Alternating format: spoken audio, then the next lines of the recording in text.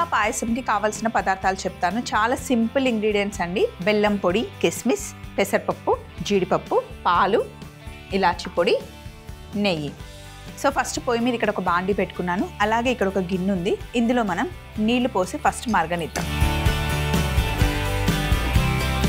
Just పెసరపప్పు ఉడకడానికి సరిపడా నీళ్లు మనం పెట్టుకుంటే సరిపోతుంది.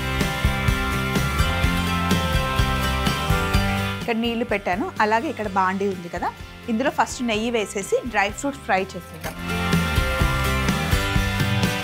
డ్రై ఫ్రూట్స్ని ఫస్ట్ మనం వేయించేసుకుని పక్కన పెట్టేసుకుంటే లాస్ట్లో యాడ్ చేసేసుకోవచ్చు.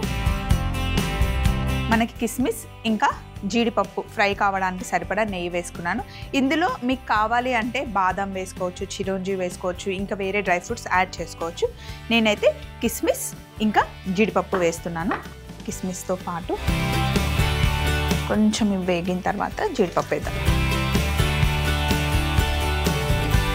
జీడిపప్పు దూరగా వేయించుకోవాలి.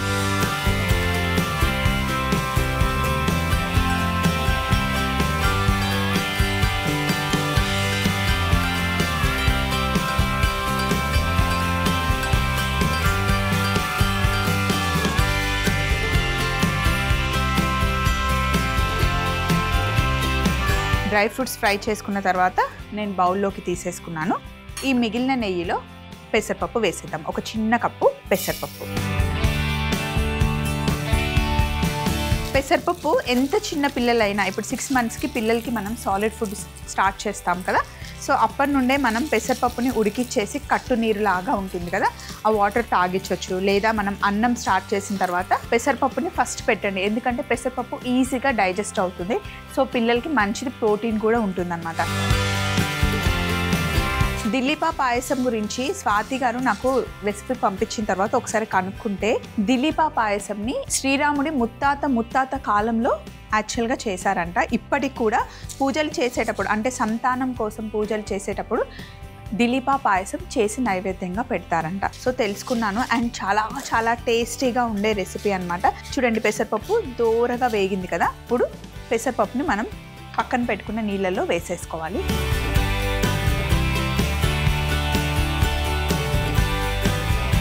ఇదిగోండి, ఇక్కడ నీళ్ళు పెట్టాను కదా, ఇందులో వేసేస్తున్నాను. నీళ్ళలో పెసరపప్పుని వేగనివ్వాలి.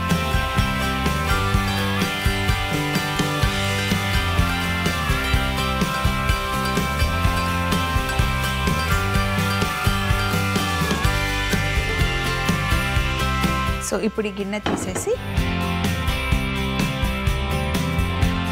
పెసరపప్పుని ఇటు షిఫ్ట్ చేసేసుకుందాం.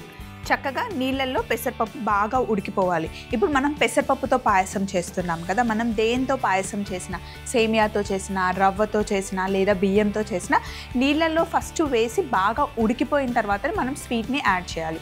అది బెల్లం పొడి అయినా సరే, చక్కెర అయినా సరే. ఎందుకు అంటే వన్స్ స్వీట్ యాడ్ చేసామనుకోండి ఇంకా ఉడకడం ఆగిపోతుంది. సో పెసరపప్పు కంప్లీట్గా ఉడికిన తర్వాతనే తీపి యాడ్ చేసుకోవాలి. సో అయితే పెసరపప్పుని ఇలా వేయించైనా వేసుకోవచ్చు, లేదా ముందుగా నానబెట్టేసుకోవచ్చు. చక్కగా పెసరపప్పు నానబెట్టేసుకుంటే ఫాస్ట్గా ఉడికిపోతుంది. కాకపోతే ఇలా నెయ్యిలో పెసరపప్పు వేయించిన తర్వాత వేస్తే టేస్ట్ ఇంకా మరింతగా చాలా బాగుంటుంది. ఇప్పుడు మనం ఇందులో రెగ్యులర్గా మనం గేదె పాలైనా వేసుకోవచ్చు, ఆవు పాలైనా వేసుకోవచ్చు. ఇన్ కేస్ పాలు వద్దు అనుకుంటే కనుక కొబ్బరి పాలు యాడ్ చేసుకుంటే టేస్ట్ ఇంకా బాగుంటుందండి.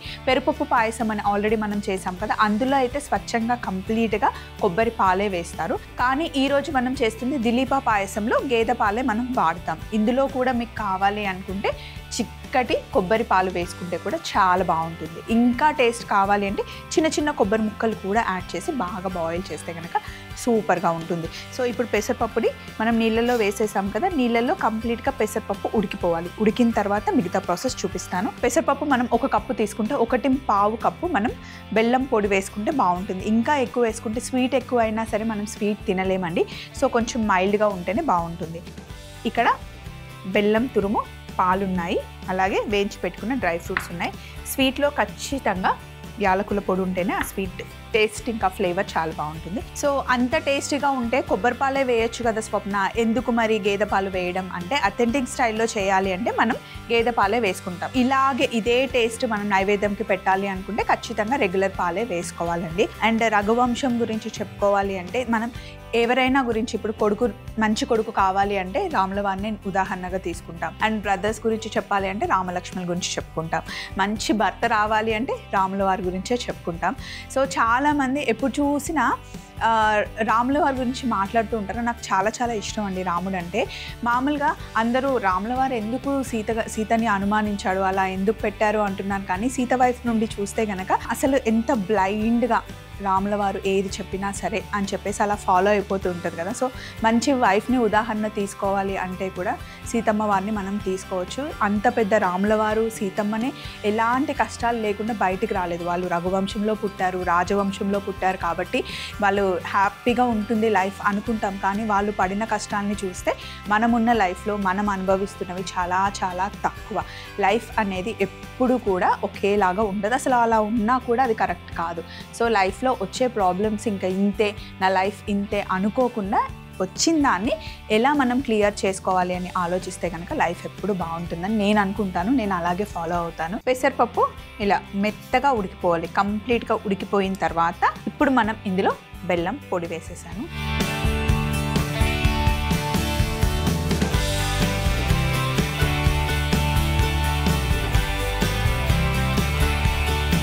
మామూలుగా వేరే స్వీట్ కన్నా పెసరపప్పుతో స్వీట్ చేసేటప్పుడు కొంచెం ఎక్కువే బెల్లం పడుతుంది, ఎందుకంటే పెసరపప్పు స్వీట్ లాగేస్తుంది.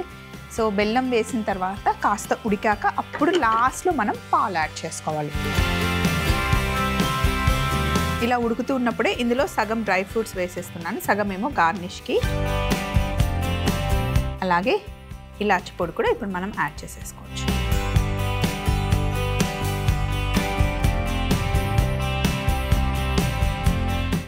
ఉడకనిద్దాం. ఇలా బాగా ఉడకాలి.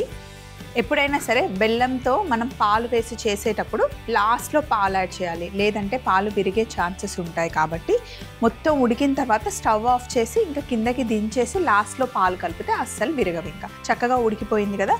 ఇప్పుడు మనం స్టవ్ ఆఫ్ చేసేసుకొని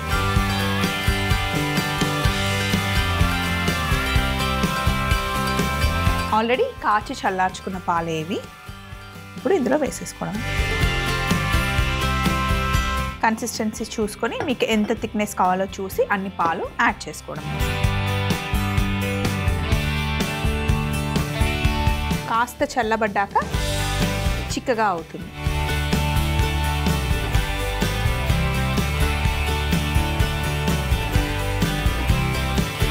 ఇప్పుడు ఫైనల్ బౌల్లోకి షిఫ్ట్ చేసేస్తున్నాం.